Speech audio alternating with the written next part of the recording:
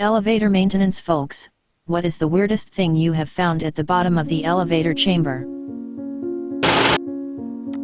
IC necessary 5189 13.1K points 15 hours ago. Well over 1,500 tax returns at the bottom of the ATO's North Brisbane office elevator shaft. Bloody hell! Were you sent there to retrieve them, or did some drongo just lose them and thought no one will find them anyway? Also, were they ATX/MyGov printouts, or the old paper submitted ones? This is going back quite a few years, when I think ATO employees were doing favors for people. At one time the system was so full of holes, employees could do all sorts of things they shouldn't have without fear of being caught. I once accidentally lost my driver's license down the little gap in the elevator doors, just dropped it and was super unlucky as it slipped through. It turned up in my mail 10 years later. Obviously long expired, but still crazy some maintenance guy found it and bothered retuning it. Got pulled over once, handed the PO my license and he dropped it in the crack where the window would have been. We looked at each other for a second, he says good luck and walked away. Edit, it took a few minutes to take a vent off the side and grab it with a wire and some tape. It could be a blessing depending on what you did. Driving without a license. Body in your trunk.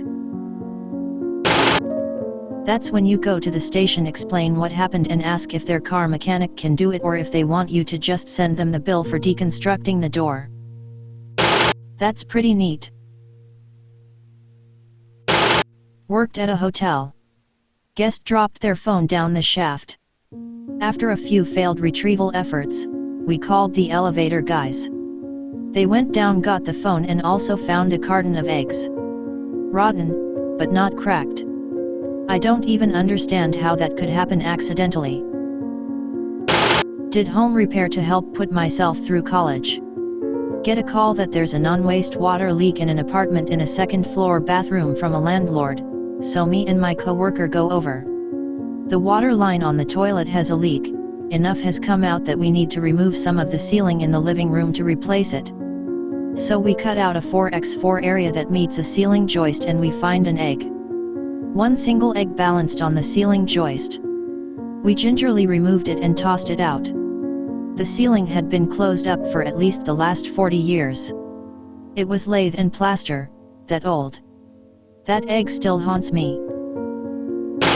Can confirm there is weird stuff in ceilings. Lived in a very old house, upstairs bathroom had a leak, ceiling collapsed into the bathtub of downstairs bathroom, and with it came a pair of sunglasses from 1937.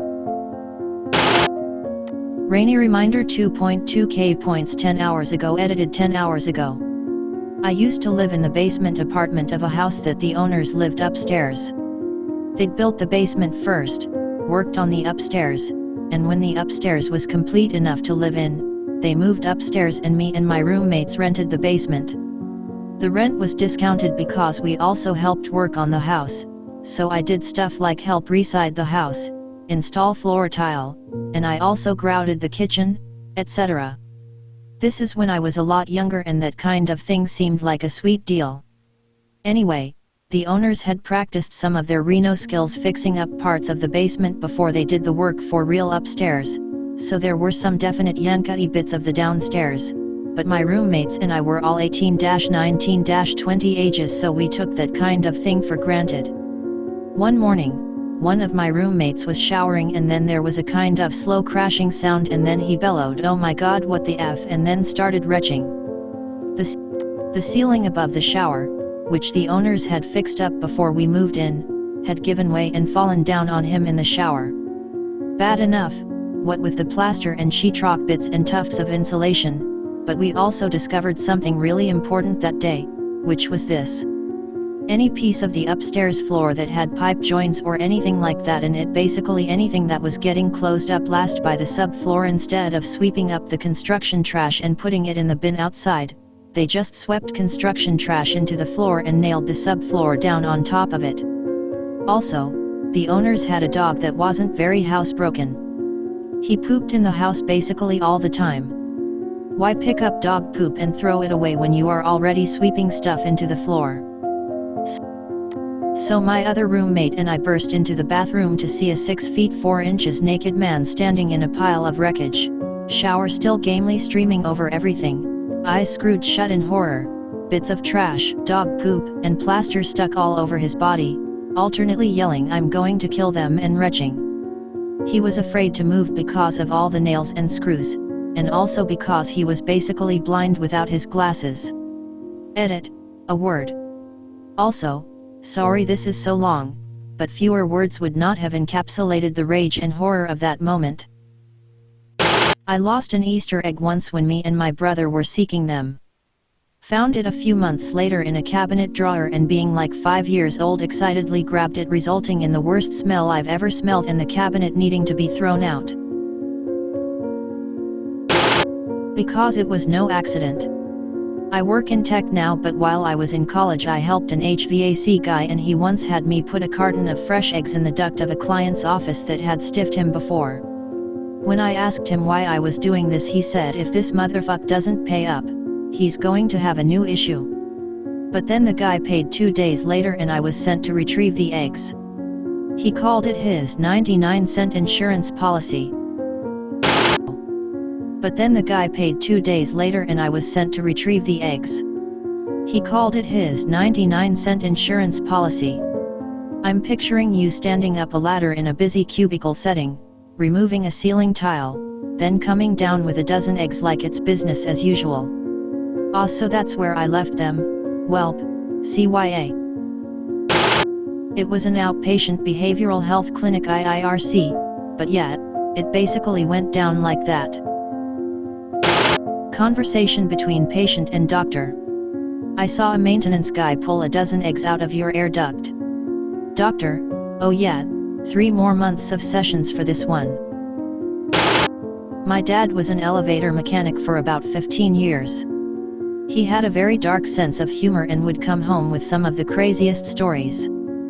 For example, anytime he was in an elevator, he would shake it a little or tap on the displays or buttons and go yep. Total piece of crap. Inferior piece of crap, and I think he mostly did it to freak people out. One of my favorites. He got a call that someone was hearing weird noises from the elevator.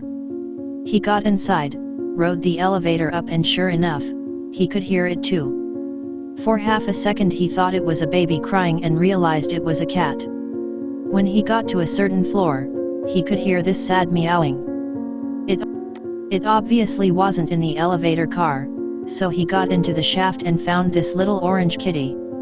It had somehow, and I don't think he figured out or told us how, got into the elevator shaft and was sitting in a spot between the floors where it wouldn't get crushed by the elevator, but it couldn't get out.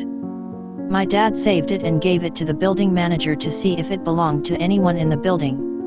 It was the one time he ever told us a story that involved him saving an animal instead of finding dead ones. And I don't think he figured out or told us how. Cats are made of liquid, and I am pretty serious. They have a lot of fluff and fit through cracks and crevices much smaller than you think should be possible. Cat in the wall? Now you're speaking my language. Our team dropped a steel anal dilator down the dumbwaiter shaft by mistake. When the technician came down and grabbed it off the floor, I'll never forget the look on his face when I told him we need that up here, it's got to go in someone's ass soon. It was priceless. I am a technician for a hospital, dealing with rectal surgical tools is very normal. That poor dilator. It got away for a minute, thought it was finally leaving that wretched life behind. Next thing it knows, it's lying at the bottom of a filthy dumbwaiter shaft. And just when it's starting to get used to that, thinking not much of a view but a lot roomier than I'm used to, along comes the elevator tech and it's back to the old day in, day out. It must have done something really bad in a previous life. I bet it was Roy Cohn.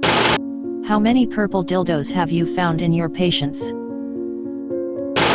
None. They're brown by the time they get found. My dad has a great story about this. He supervised the mechanics, and one of them called him from a mental hospital and said, "You've got to see this." The maintenance guy was called because the elevator wasn't quite sitting level on the ground floor, it was about half an inch too high and both patients and staff had been tripping on it. But all other floors were no problem. My dad arrived to find the maintenance guy cackling, looking into the bottom of the shaft. There were probably tens of thousands of magazines down there. They had to get a bunch of shovels, a small crew, and a rolling dumpster to clear it out. When it was all done, my dad decided to stay behind and pretend to read a newspaper while he sat in the lobby. After about half an hour, he sees an elderly patient holding a magazine, shuffling slowly toward the elevator. He stops in front of the doors, glances left, glances right, and quickly stoops down, slides the magazine into the gap, and shuffles away as fast as he can with a huge grin on his face. My dad could not help but laugh hysterically. This guy had probably been sliding magazines in there multiple times per day, every day, for decades. I should ask him whether he reported it or let the guy have his fun. Wouldn't surprise me if my dad went with the latter. 10,000 magazines? Wow, this guy sure must have had a lot of time. A ton of issues as well.